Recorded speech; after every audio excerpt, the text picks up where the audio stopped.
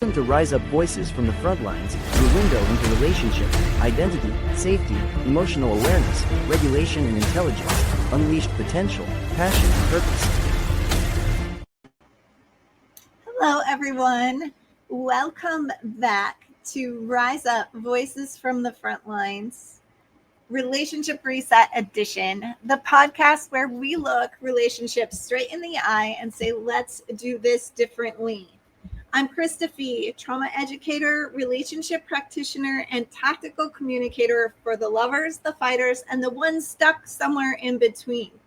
Today's episode may hit a nerve, especially if you've ever found yourself saying, why won't they just understand how if they loved me, they'd agree with me? We're talking about a specific dynamic that shows up in a lot of anxious attachment systems, particularly when one partner uses control, emotional pressure, or righteousness to extract validation, agreement, and emotional safety from the other. This one's for my anxious partner who's afraid of being abandoned, and for the avoidant partner who shuts down, not because they don't care, but because they feel emotionally overrun and manipulated.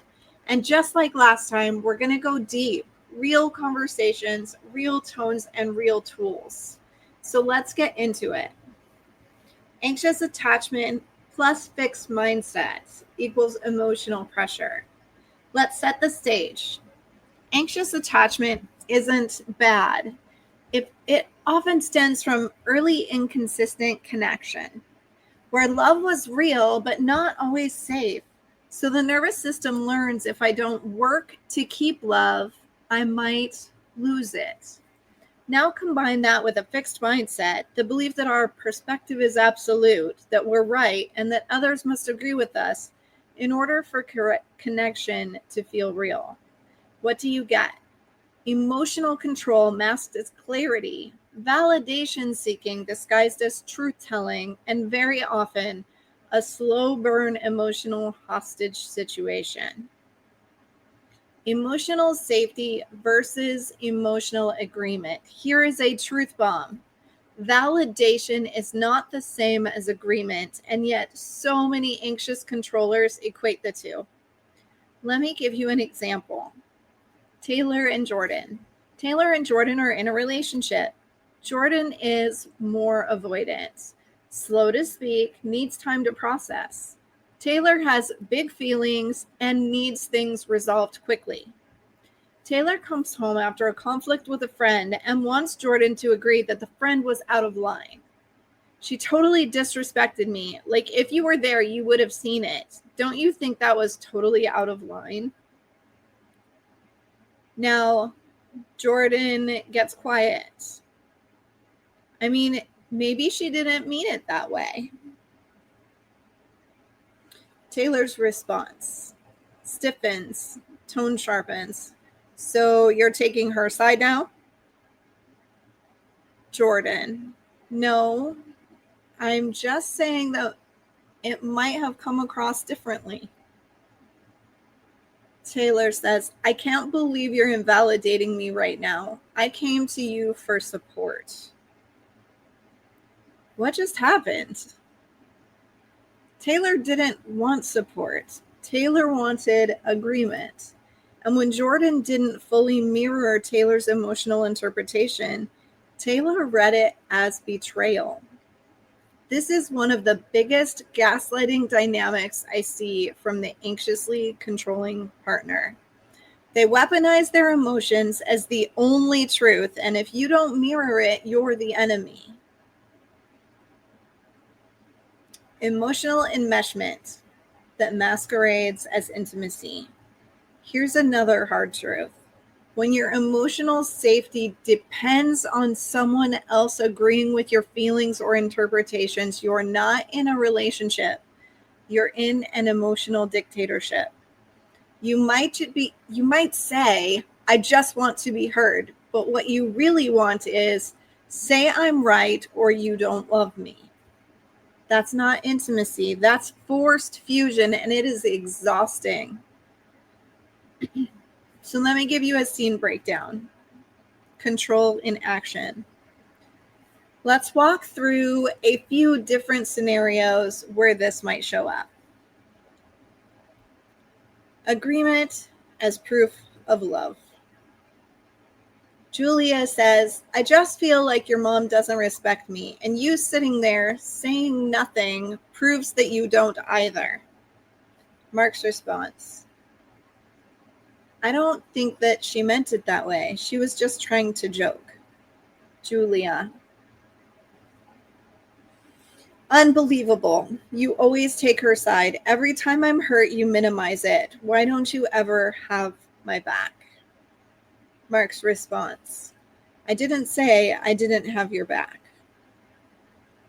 Julia, no, you just never validate what I feel. I'm always alone in this relationship. Notice Julia isn't just expressing pain. She's requiring emotional allegiance.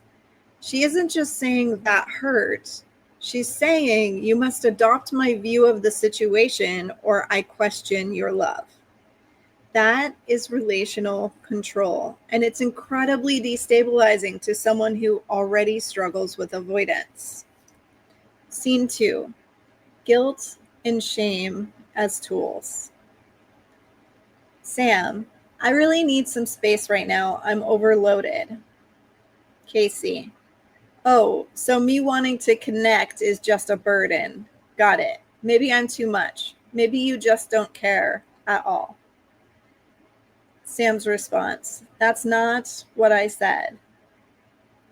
Casey, no, it's fine. You always need space. Just let me know when I'm allowed to have feelings, I guess.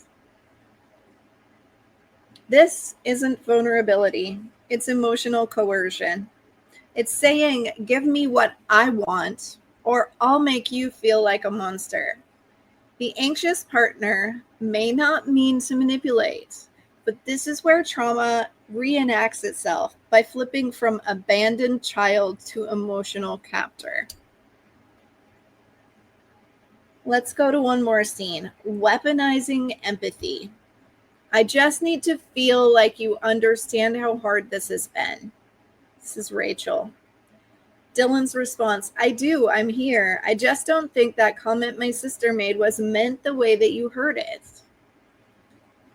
Rachel's response, so you're telling me I imagined it, that I'm crazy. Dylan's response, no, I'm saying it may have landed differently than she intended.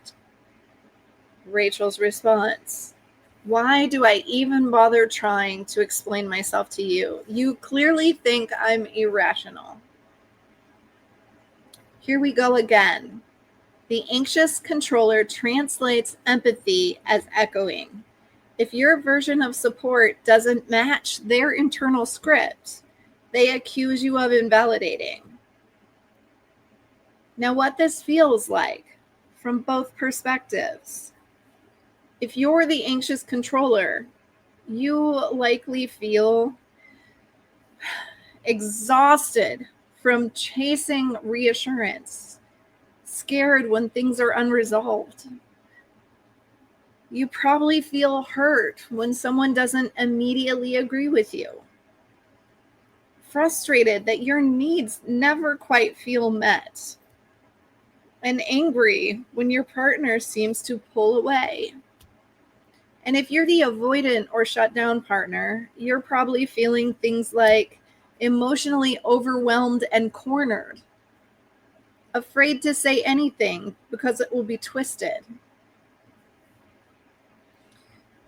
Like there's never room for your perspective. Like you're constantly being punished for not feeling the right thing. This dynamic is a loop of emotional suffocation on one side and silent withdrawal on the other. Neither of you wins. Neither of you feels seen. Everyone ends up alone in the same room. So where does this come from?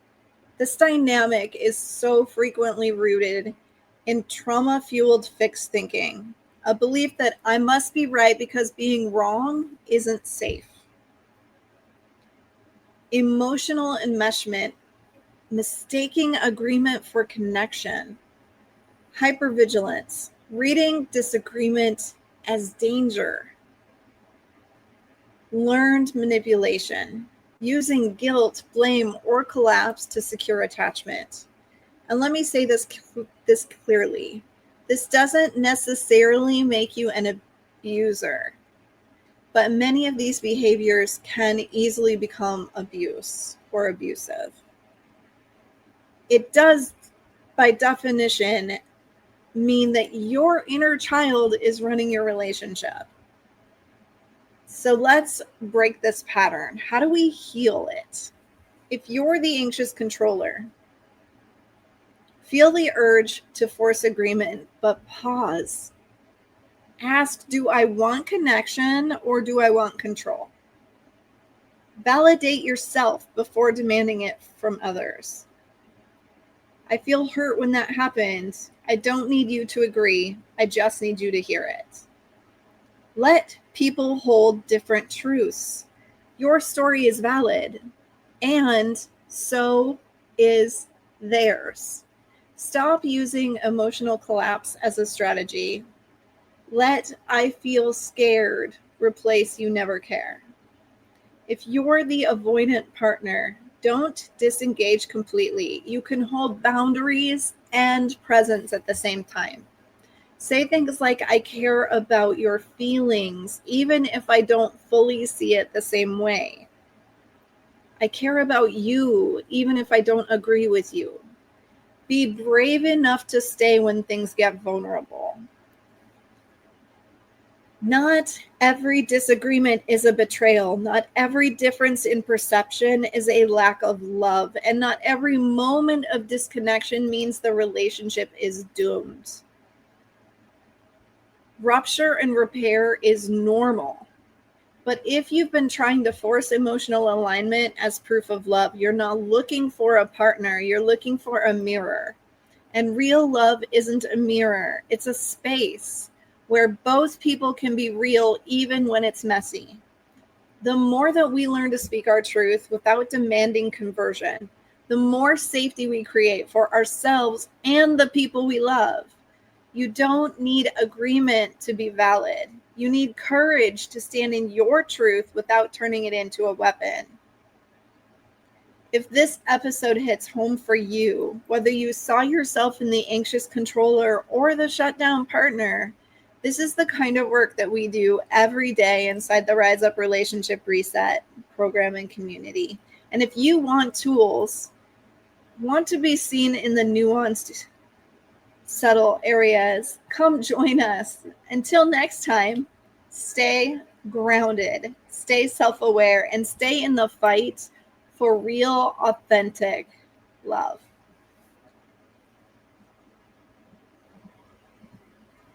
Become a RISEUP Hero sponsor to provide mental wellness and crisis response resources for those who serve country and community. Join us in the RISEUP movement today.